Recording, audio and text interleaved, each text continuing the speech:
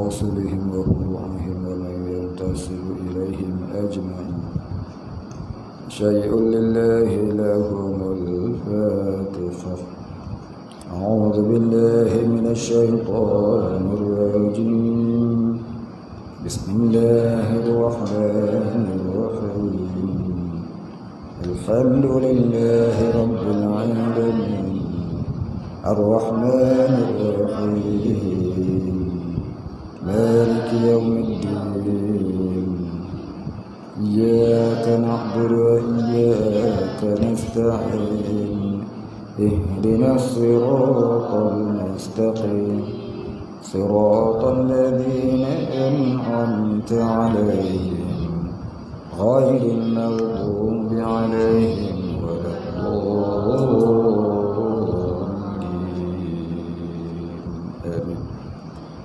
الحمد لله رب العالمين والصلاة والسلام على أشرف الأنبياء والمرسلين وعلى آله وصحبه أجمعين.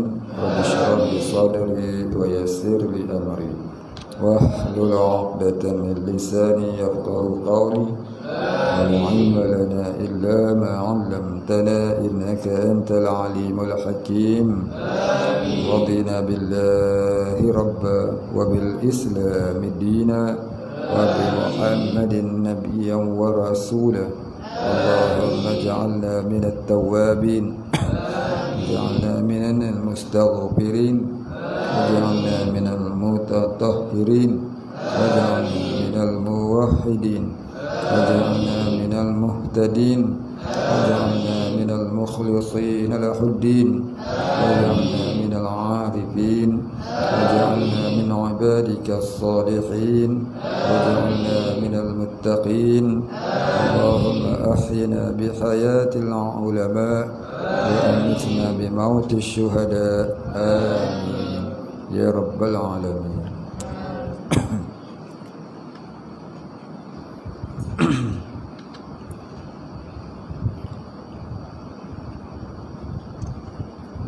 Bismillahirrahmanirrahim. Qala musannif wal muallif rahimahullahu ta'ala wa nafa'ana bihi wa bi'ulumihi wa barakatihi amin ya rabbal alamin.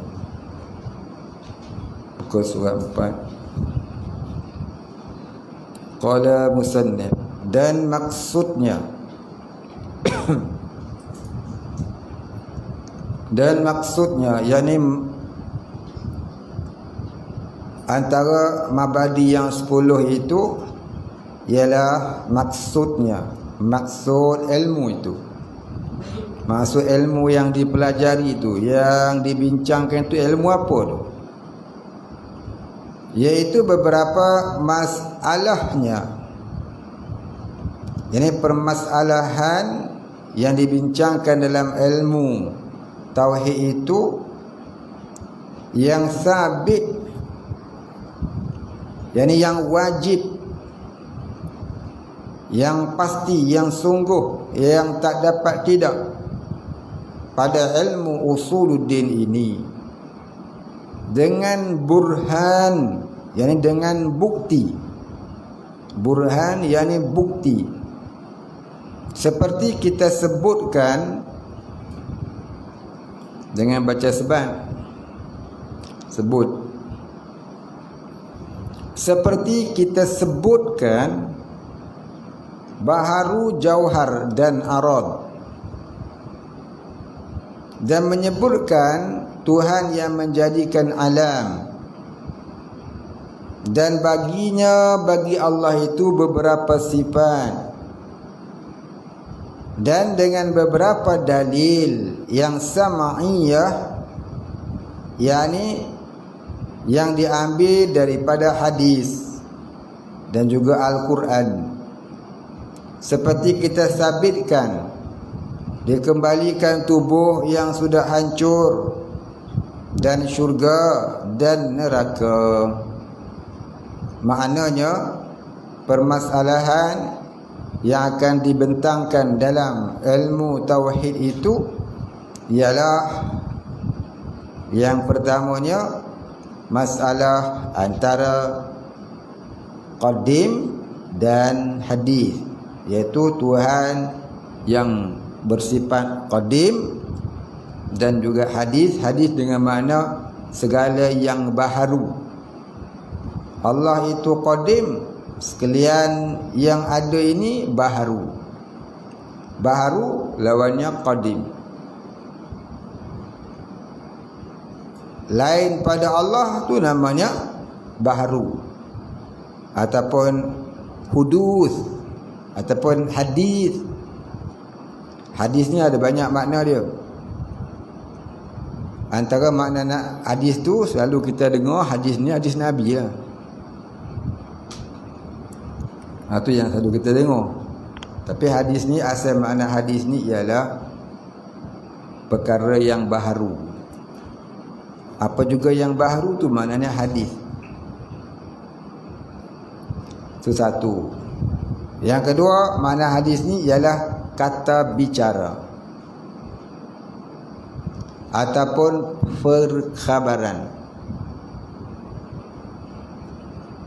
ataupun hadis ataupun tuturan Nabi, sabda Nabi.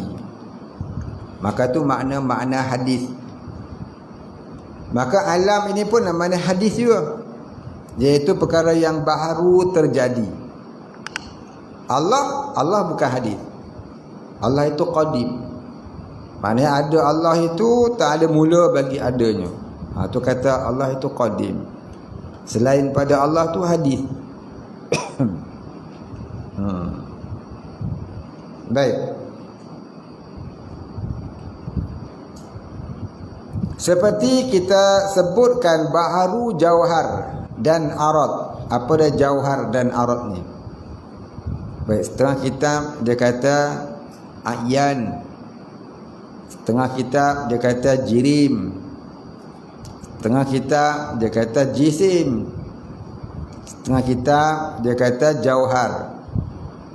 Maka jauhar, jirim, jisim, a'yan itu pada dasarnya satu makna,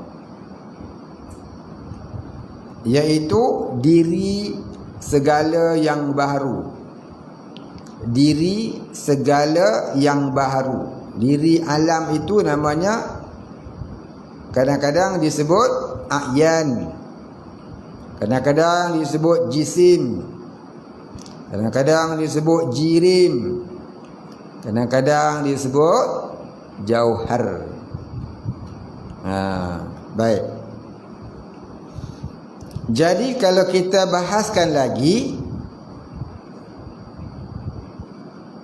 sama ada jirim atau jisim atau jauhar itu termaktub dalam satu perkataan, iaitu a'yan. A'yan ni iaitu diri benda. Diri benda tu terkadangnya jirim. Apa dia jirim? Cecair. Diri benda tu terkadangnya jisim. Apa jisim? Pepejal, perkara yang bertongkol. Diri benda itu terkadangnya jauhar. Apa jauhar? Perkara yang halus yang tidak boleh dibelah bahagi. Yang ni sains tak boleh kaji. Yang mengkajinya hanyalah orang yang beragama Islam, yang bertauhid kepada Allah sahaja. Apa contoh jauhar? Seperti roh. Roh tak ada pengajian dalam ilmu sains.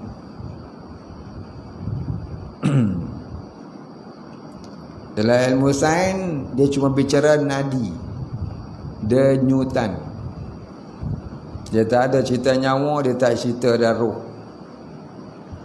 Nur hakikat zahir, nur hakikat batin, lagilah tak adalah cara dia. Ini cuma ada di dalam ilmu tauhid dan ilmu tasawuf.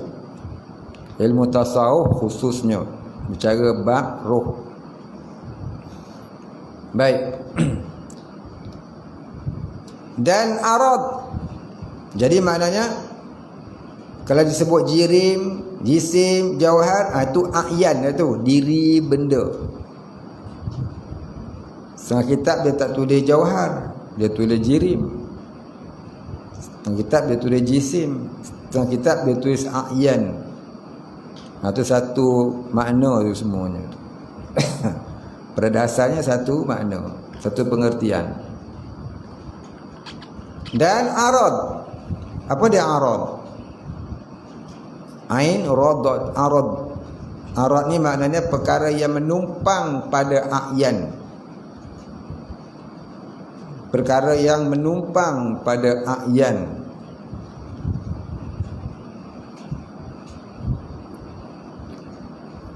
Arad ni dia tak boleh ada sendiri-sendiri dia. Dia kena menumpang pada sesuatu a'yan. Arad ini juga boleh kita artikan dengan makna perubahan demi perubahan yang berlaku pada a'yan. Perubahan demi perubahan yang berlaku pada a'yan. Contohnya warna. Cuba kita tengok warna cili. Senang kita sebut warna cili. Cili api ke, cili padi ke, cili burung ke. Cili itu masa dia muda warna apa? Hijau. Nanti dia berubah jadi warna hijau kekuningan. Nanti dia berubah jadi warna merah. Nanti bila dia busuk, dia berubah jadi warna coklat kehitaman. Nanti dia pun gugur daripada dahan dia jadi warna hitam. Maka perubahan-perubahan tu namanya arad. Dalil kata makhluk ini ada penciptanya, bukan ada dengan sendiri, iaitu ada arad pada a'yannya. Ada arad pada a'yannya, iaitu ada perubahan pada dirinya. Macam kita dulu kita kecil. Masa mula lahir dulu kecil je, besar tapak tangan. Dan dia besar, besar. Sampailah hari ni dia dah makin besar pada ayah dia lagi, besar pada mak dia lagi, besar pada tok dia lagi. Kepala dia pun besar kepala. Itu namanya apa? Namanya apa? Arad. Namanya arad, perubahan demi perubahan yang berlaku pada diri a'yan, itu dinamakan juga arad. Kalau kita nisbah kepada Allah, diri Allah kita namakan zat.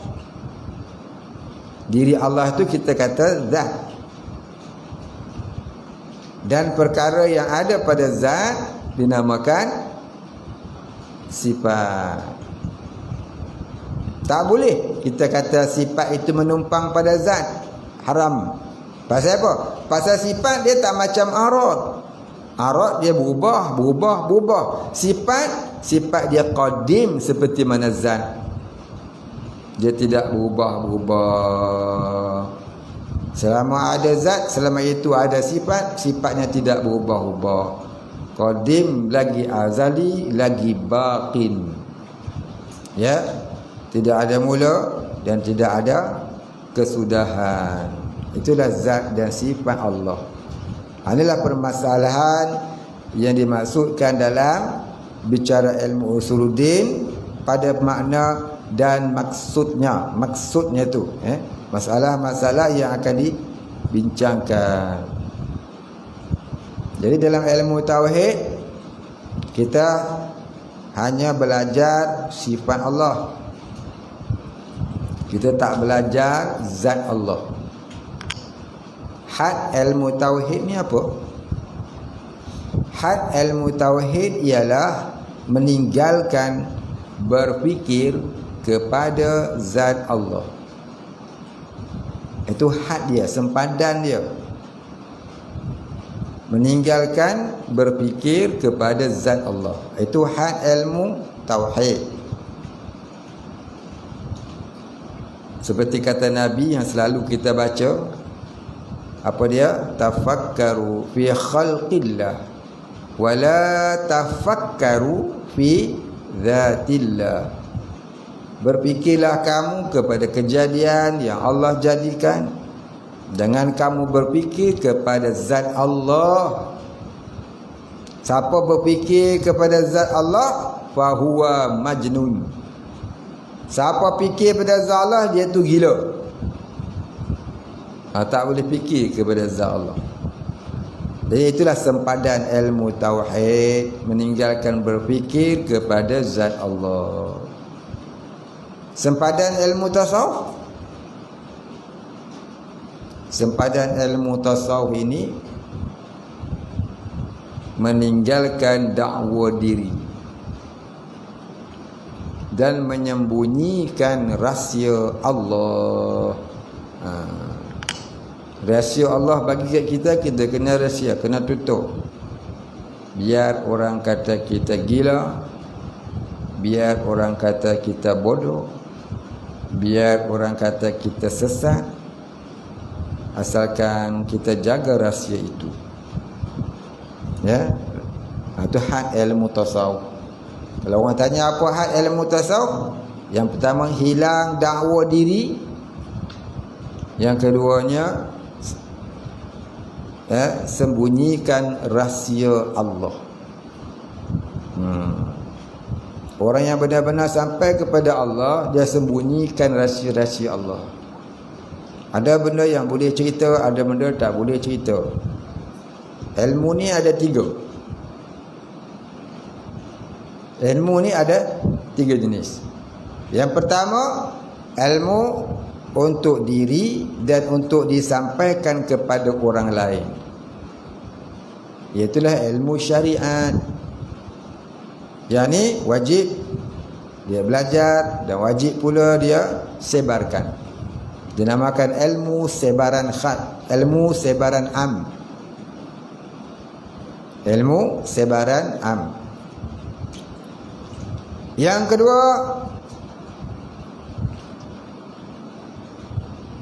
Yang kedua, ilmu sebaran pilihan. Boleh nak sebar, boleh tak mau sebar. Apa dia? Iaitulah ilmu perjalanan kerohanian. Ilmu perjalanan kerohanian. Yang tu nak sebar pun boleh, tak sebar pun tak apa. Yang ketiga, ilmu sebaran khas. Apa dia ilmu sebaran khas? Ilmu itu hanya Allah sebarkan untuknya sahaja, tak boleh disampaikan pada orang lain. Iaitulah rahsia-rahsia ma'rifatullah yang Allah masukkan ke dalam hati orang-orang yang sudah sampai dari perjalanannya menuju Allah. Maka yang ni dia kena rahsia. Tu kata tadi, hakikat tasawuf itu ataupun had tasawuf itu hilang dakwa diri, maknanya hilang ananiah. Bila hilang ananiah, terbuka rahsia Allah, maka rahsia itu hendaklah disembunyikan. Dalam kitab Ihya Ulumuddin, Imam Ghazali kata, biarkan sahaja rahsia-rahsia arifin billah itu di dalam hati-hati mereka. Jangan disebarkan kepada orang awam. Kalau diucapkan pun tidak mereka perolehi. Kalau dituliskan pun tidak juga mereka mendapatkannya. Maka siapa ingin mendapatkannya, hendaklah ia merasainya sendiri. Man lam yazuk faqad lam yadar. Siapa tak rasa, dia tak tahu. Yang tu cerita pun tak guna. Sebab tu dia kata ilmu khas untuk dia sahaja. Begitu juga pada Nabi. Nabi ni walaupun walaupun sifatnya ialah tabligh, menyampaikan, tapi bukanlah semua ilmu tu dia kena sebarkan, dia kena sampaikan. Yang disampaikan tu ilmu syariat dan ilmu akidah dan ilmu kesufian yang bangsa zahiriyah. Tapi yang bangsa rohaniyah itu duduk dalam hatinya, dalam kearifannya yang tersembunyi di dalam dadanya. Baik. Habis.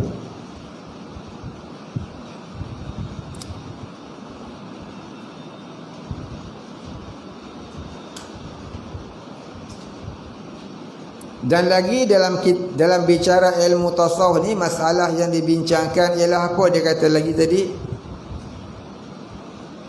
Dan menyebutkan Tuhan yang menjadikan alam dan baginya beberapa sifat dengan beberapa dalil yang sam'iyah. Atas dia sebut burhan, bawah dia sebut dalil. Burhan dan dalil ni asal maknanya serupa, iaitu bukti. Burhan cakap Arab, dalil pun cakap Arab. Burhanun, dalilun. Pada dasarnya maknanya serupa, bukti. Tapi pada istilah ilmu tauhid, burhan itu bukti akal. Bukti akal, bukti akliyah. Kalau dalil ni bukti nakliyah. Apa nakliyah? Yang dinakalkan, yang diambil dari Al-Quran dan hadis. Jadi bukti Allah Ta'ala tu ada, terkadangnya bukti Allah Ta'ala tu ada dua bukti. Bukti akal dan bukti nakal. Akliyah dan nakliyah. Bukti akal apa dia?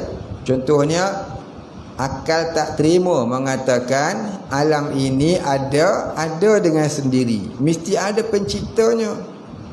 Maka logiknya yang mencipta itu mestilah yang juga menguasai sekalian alam ini. Maka tak dapat tidak, wajiblah percaya ada yang maha menciptakan alam.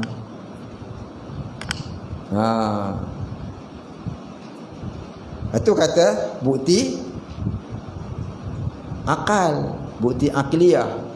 Orang kafir pun percaya. Kita tanya orang kafir, siapa yang bagi, yang menjadikan alam? Mereka mesti kata Tuhan. Cuma ni mereka tak kenal Tuhan.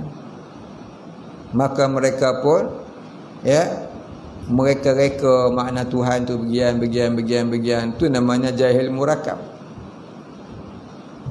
Sebab tu kita ni kena kenal ke Tuhan. Kena kenal Tuhan supaya kita tak jadi kafir macam mereka.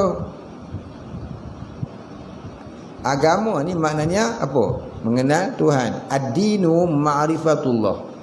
Arti agama ialah mengenal Allah. Kalau tak kenal Allah, maknanya tak ada agama. Maka wajiblah mengenal Allah supaya jadi orang yang beragama. Baik, orang kafir dia mana ada agama? Buddha agama tak? Bukan. Buddha tu bukan agama, tu ideologi. Pahaman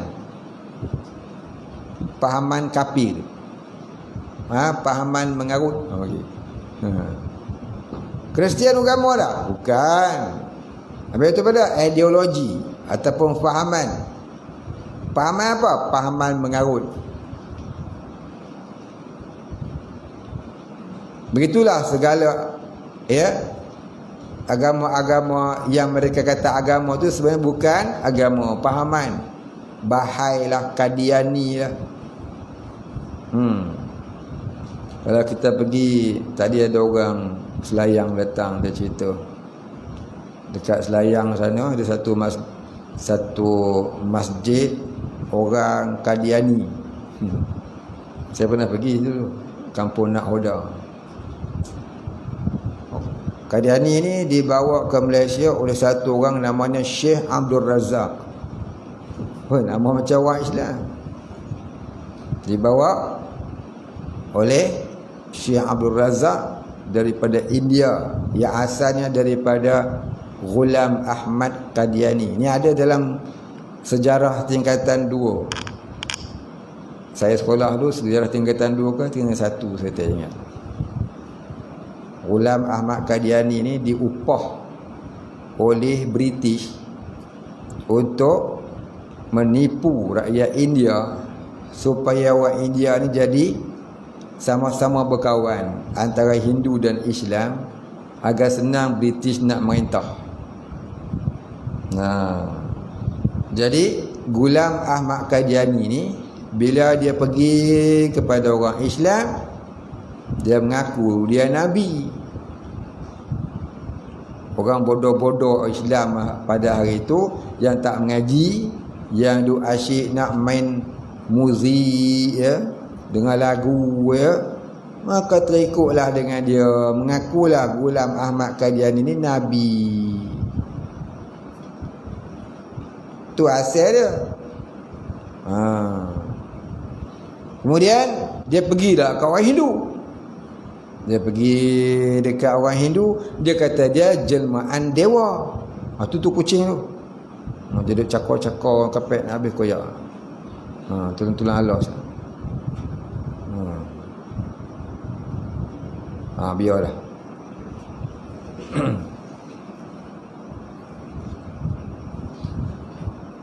Jadi dia pergi dekat orang Hindu, dia kata dia Brahmin.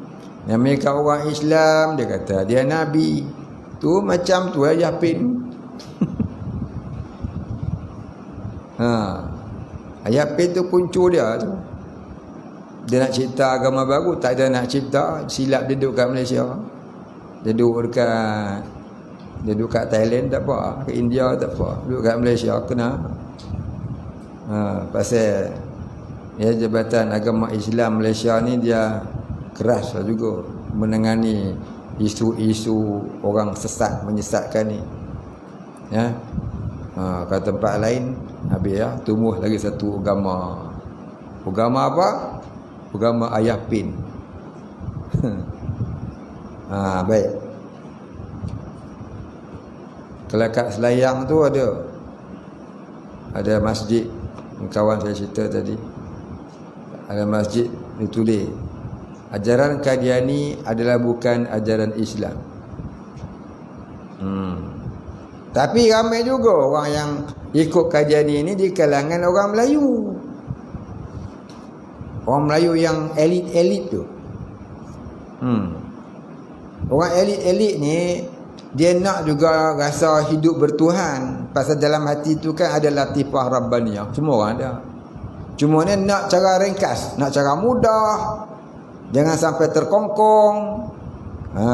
Maka carilah agama yang mudah-mudah baginya, yang mudah.com. Masuklah Qadiani. Artis pun ada. Senang. Ikut Yapin tu artis pun ada. Senang. Pasal apa? Baik free thinker ya, tak ada agama. Tak mau pula. Pasal apa? Rasa nak juga bertuhan ni, nak kawan. Nak kawan orang. Maka jadi sesat, menyesatkan. Baik. Jadi itu makna burhan dan dalil. Apa dalil pula kata? Tadi kata burhan. Burhan, Allah itu ada, akal akan terfikir alam ini yang mustahil jadi dengan sendiri dan bergerak dengan sendiri. Pasti ada yang menjadikan dan yang menggerakkannya. Ya, macam cincin di jari. Cincin di jari kita ni tak akan bergerak sendiri, melainkan kita menggerakkan jari kita. Tapi kalau tiba-tiba cincin tu dia bergerak sendiri, dia keluar, masuk dalam poket saya. Maknanya ada sesuatu yang lain itu. Bukan cincin tu bergerak sendiri. Dia pakai jin apa, pakai toyol apa. Ya, begitu. Tu dalil akal. Apa lagi maksud kata dalil akal?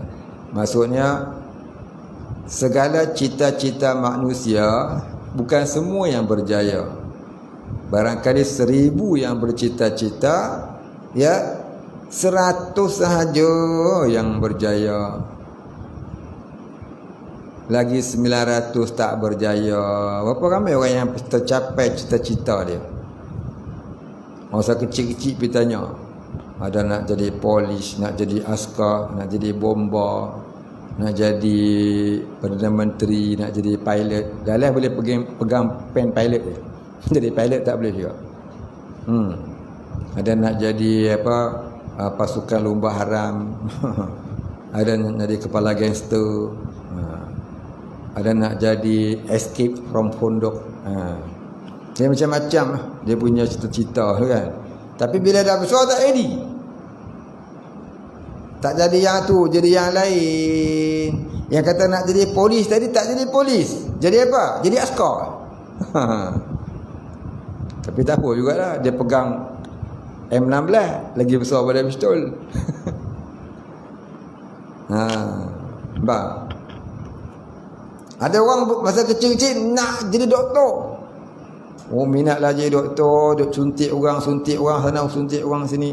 Dia dah besar, dia suntik diri sendiri. Dia buka klinik swasta bawah jabatan. Doktor lah juga. Bukan doktor, duk terketar-ketar nama dia. Lepas suntik kena ketar-ketar kan. Itu maknanya apa? Itu maknanya alam ini diatur oleh sesuatu, bukan jadi dengan sendiri. Kalau jadi dengan sendiri, tentulah orang yang bercita-cita tu semua tercapai apa yang dicitakan.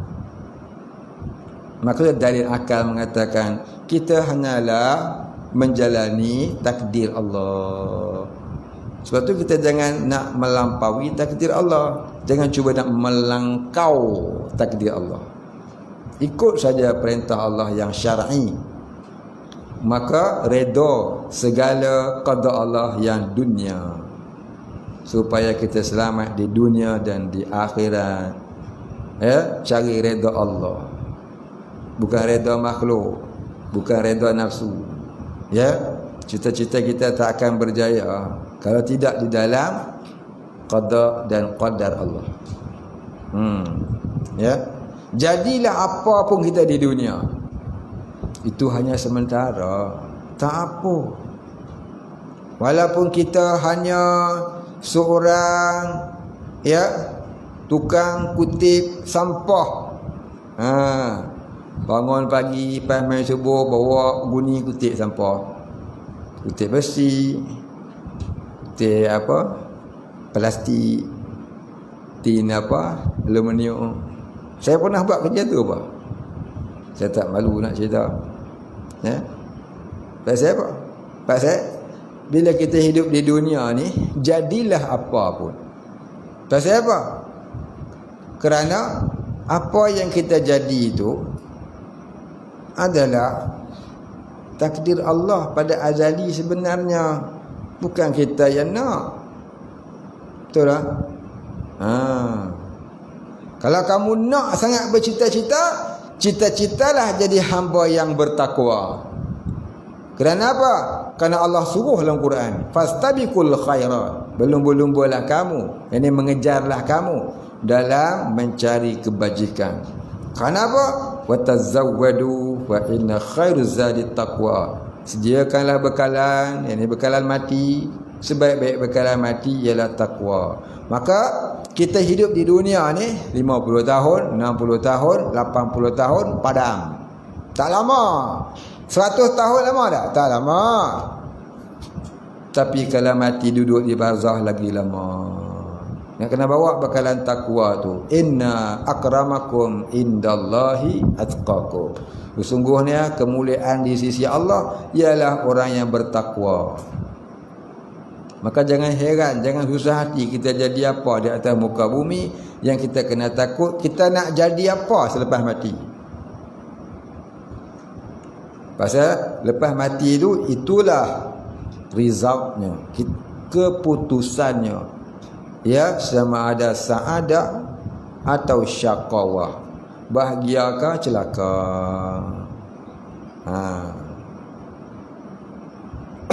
Baik, habis. Jadi kita jangan rasa, ya, jangan rasa tertekan dengan cara hidup kita. Miskin ke, susah ke, jangan. Ya, kita jangan harap kepada usaha diri. Kita kena harap kepada pertolongan Allah. In tansurullah yansurkum. Kamu tolong Allah, Allah tolong kamu. Sudah. Apa yang kamu tolong Allah? Kita bolehkah tolong Allah? Maksud kata tolong Allah, kamu tegakkan agama pada diri kamu dan keluarga kamu. Allah tolonglah kamu. Tolong dengan ikhlas. Maka kita tolong diri kita tu untuk menegakkan agama dengan ikhlas. Bukan nak cari publicity, bukan nak cari, ya, material, nak cari kekayaan, jangan. Semata-mata mencari redha Allah. Mudah-mudahan Allah redha di akhirat. Berapa ramai nabi-nabi yang miskin, rasul-rasul yang miskin, sampai mati miskin. Ya. Tapi sekarang ni apa mereka? Nasib mereka di dalam alam barzah macam mana? Bukankah sekarang mereka sudah mengecap bahagia? Sepatutnya kita cemburu mereka-mereka yang sudah mati sebagai seorang ulama ussalihin. Sepatutnya kita cemburu mereka-mereka yang sudah mati sebagai wali-wali Allah. Sepatutnya kita cemburu orang-orang yang mati sebagai syuhada. Ini kita cemburu dengan jutawan. Ingat dia tak mampu ya? Jutawan tak mati. Queen Elizabeth pun mati. Umur 100 tahun baru padam. Tapi ada orang Melayu kita ni ucap takziah ke dia. Amboi, bodoh tak bodoh. Dia tak ingat ke? Orang itulah dulu ni yang telah membunuh nenek moyang kita, yang telah menjahanamkan undang-undang Islam di negara kita dan negara-negara yang lain yang dia sudah jajah. Dialah yang membunuh jiwa-jiwa Islam di dalam hati orang-orang Islam, bukan hanya di luar negara, bahkan dalam negara kita. Sampai orang Islam ni buta agama. Hari ni dia mati, kita ucap takziah, ada pula yang nak berkabung. Bodoh, tak boleh nak diajar. Inilah dia. Orang tu bunuh moyang kita, hari ni kita rasa sedih dengan kematian dia. Cerdik ke bodoh? Dia bunuh ayah kita, lepas tu kita bagi anugerah ke dia. Cerdik tak? Tolol. Itulah dia. Kata tolol, jangan marah. Memang kamu tolol. Orang tu bunuh orang Islam, bunuh jiwa Islam, bunuh hukum Islam. Dia mati, kita berkabung, takziah. Tak tahulah, tu namanya bodoh, tak boleh nak diajar. Hai, tak tahulah orang Melayu, Malaysia. Bukan semua, ada satu kumpulan lah. Satu kumpulan tu. Buatlah je lagu tu. Otak kecil. Mengaji sampai PhD. Tapi ya, Otaknya kecil. Tak nak mikir benda-benda lagu tu. Budak pasti bila mikir lah benda lagu tu. Bodoh sungguh. Pelik sungguh tengok orang ini. Queen Elizabeth mangkat. Jangan kata mangkat, kata mampus. Tak ingat ke bunuh orang-orang Islam dulu? Ya Allah, tak tahulah saya. Sian sungguh orang hari ni. Macam Jepun lah. Oh, hari ni dia hormat dah Jepun. Dia tak ingat kan orang Jepun dulu, once upon a time, duduk kat tanah Melayu ni, bagi minum air sabun dekat moyang-moyang kita. Bagi minum minyak tanah dekat moyang-moyang kita, mungkin ayah kita. Ayah kita sempat duduk zaman Jepun. Sakat pakai kereta dia sudahlah. Jangan duk agung-agungkan dia. Pakai kereta pakai api lah kan. Nak pakai. Tapi jangan agung-agungkan dia. Yang agung, yang jahat tu moyang dia, bukan dia. Ya, dia korang jahat ni Islam ke? Namun pun kalau bukan Islam, ingat satu. Allah Ta'ala bagi kita iktibar. Bagi kita pengajaran. Apa firman Allah? Walan tarda ankal yahudu walan nasara hatta tattabi'a millatahum. Cukuplah satu ayat tu. Tak payah banyak-banyak kita. Tak akan pernah redalah kepadamu ya Muhammad oleh Yahudi dan Nasara dan yang seangkatan dengannya. Siapa juga yang kafir samalah Yahudi, Nasara. Selagi kita tak ikut jejak langkah mereka. Baik, habis. Itu maksud kata dalil dan burhan.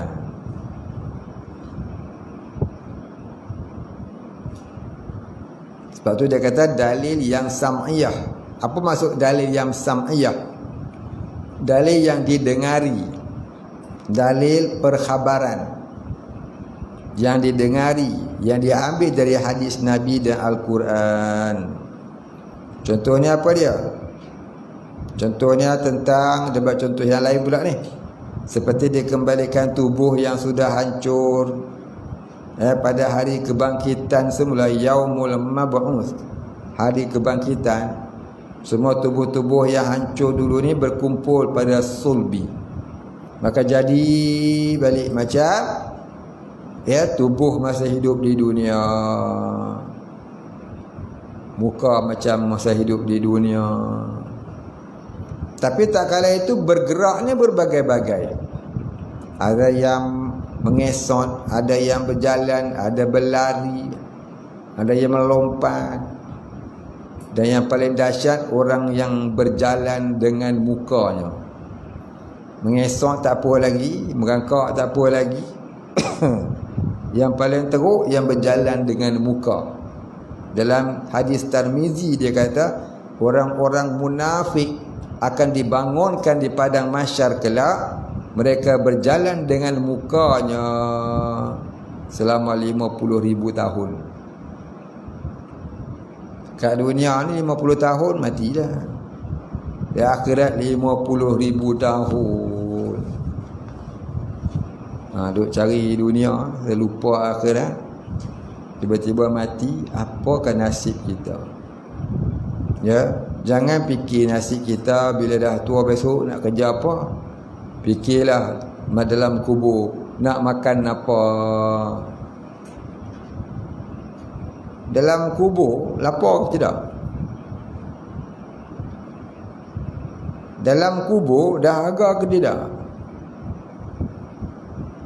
Dalam neraka laparlah. Lapar dalam neraka akan diberikan makanan buah zakum. Ya, dahaga dalam neraka akan diberikan air danur dan nanah. Buah zakum ni macam mana? Buah itu apabila ditelan, hancur seluruh isi perut kerana kepanasan dia. Panas dia tu. Cubalah kita fikir hidup kita selepas mati. Bila banyak fikir yang itu, aku ni ya Allah jadi apa pun tak apalah kat dunia. asalkan aku ni hidup ke akhirat nanti aku bahagia. Tak fikir nak jadi apa pun tak apa dah. Ni kita kena tanam dalam jiwa supaya betul niat belajar agama, supaya betul niat belajar di pondok. Jangan jadi hak macam semalam saya cerita, ngaji pondok dah, ngaji agama dah, tapi duk sanjung no billionaire no bagus, no millionaire, billionaire, zillionaire. Kau nak banding, nak tengok orang tu bagus, pergi berkawan dengan Bill Gates lah, yang cipta COVID-19 tu. Pergilah kawan dengan dia, molek orang terkaya di dunia lah pergi. Baik. Baru ni ada satu orang sahabat kita lah tanya, ada tak kitab khas bicara bab tarekat Syatariah? Ada tak kitab khas bicara tarekat Syatariah? Jadi saya kabarkan dia, ada tak ikut kuliah saya kitab Durus Samin, malam Isnin, hari Ahad, minggu 1, minggu 3. Dia kata ada. Kalau ada, tuan baca kat tepi dia. Dekat tepi kitab kita tu ada tulis tepi-tepi, ada. Kitab hantar ada tulis kat tepi-tepi tu. Ada? Tak ada? Tak ada? Tak ada? Ada? Ada tak? Ada? Boleh baca? Ada kan? Tu nama kitab Diyaul Murid pada menerangkan tarekat Syatariah. Kitab tu namanya Diyaul Murid, lampu bagi murid, pada menerangkan tarekat Syatariah, karangan Syekh Daud Al-Fatani rahimahullahu ta'ala wa qaddasallahu sirrah. Baca tepi tu. Itulah kitab yang menerangkan tarekat Syatariah. Baik, ada orang tanya, tak kerti baca, tak kerti baca kena mengaji. Habis kitab Durus Samin besok insya-Allah kita baca tepi. Ya, tu kitab Diyaul Murid. Baik, habis. Kita berhenti sekarang dulu, baca satu lah, pukul 9 dah. Kemudian katanya, dan istimdadnya ila akhirih wallahu a'lam. Bila nak habis kitab ni, baca sikit-sikit no. Bila nak habis. Tak apalah, baca sikit-sikit. Yang pentingnya kita faham.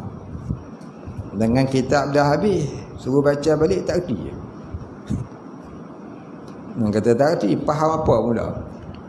Biar 3 baris kita faham semua apa maksud dia. Biar 2 baris kita faham semua apa maksudnya. Jadi kalau kita baru habis 10 muka pun kita dah faham semuanya. Daripada kita dah khatam 3 kali, pun tak faham. Betul tak? Saya target ni, 1 kitab tauhid, 1 kitab tasawuf, 1 kitab fiqh ngaji sampai khatam. Nanti lain-lain kitab kita tak menghuraiah, kita baca je sampai khatam. Buat daurah je. 10 kitab, 20 kitab barangkali. Itu untuk mulahazahkan 1 kitab. Sebab tauhid ke, fiqh ke, tasawuf ke, bicara dia lebih kurang serupa ya. Lebih kurang serupa. Ni lebih sikit, ni kurang sikit. Itu je. Ni istilahnya lain, ni istilahnya lain. Jadi mula-mula ni saja kita hurai panjang. Besok dah faham, boleh mulahazah kitab Durus Samin ni dengan Aqidatun Najid. 2 kitab tu tolong pulun. Nanti bila dah habis yang tu, saya tak nak hurai macam hari ni dah. Saya nak baca terus, hari mungkin 2 muka. Jadi 5 tahun kurang-kurang pun 20 kitab tauhid ya khatam. Kalau ni saya nak bagi cerak bagi nyata, bagi faham dulu apa maksud dia kalimah-kalimah, dulu apa petunjuk dia. Maksud dah faham satu kitab, kurang-kurang pun Aqidatun Najin dulu Samin ni payah sikit. Ya, yang lain-lain tu boleh jalan je. Insya-Allah boleh faham. Marilah Bidayatul Hidayah ke, Faridatul Faraid ke, Sirajul Huda ke, ya, dia jadi mudah. Pasal kita dah mengaji kitab panjang. Kita tu nipi-nipi jadi mudah. Jadi tolong pulun mula-mula. Lepas tu saya suruh muzakarah, hampa tak memuzakarah. Jadi tak payah buat muzakarah. Belajar sendiri. Siapa dapat, dapatlah. Tak dapat, sayonaralah. Wallahu a'lam. Al-Fatihah. Bismillahirrahmanirrahim. Alhamdulillahi rabbil alamin. Ar-Rahmanir-Rahim. Maliki yaumiddin. Iyyaka na'budu wa iyyaka nasta'in. Ihdinas siratal mustaqim. Siratal ladzina an'amta 'alaihim ghairil maghdubi 'alaihim waladdallin. Bismillahirrahmanirrahim. Alhamdulillahi rabbil alamin. Wassalatu wassalam ala asyrafil anbiya'i wal mursalin wa ala alihi wa sahbihi ajma'in. Allahumma ighfir lana dhunubana warhamna wa antal ghafurur rahim. Allahumma ighfir lana dhunubana wa liwalidina warhamhum kama rabbayana shighara wa limashayikhina wa lilmuslimina ajma'ina birahmatika ya arhamar rahimin. Allahumma nawwir qulubana binuri ma'rifatik ya fattahu ya razaq. افتح لنا فتحا قريبا كما فتحته على أنبيائك وأوليائك وعبادك الصالحين. صلى الله على سيدنا ومولانا محمد النبي وعلى آله وصحبه أجمعين. سبحان ربك رب العزة عما يصفون وسلام على المرسلين والحمد لله رب العالمين. قبل الله منا.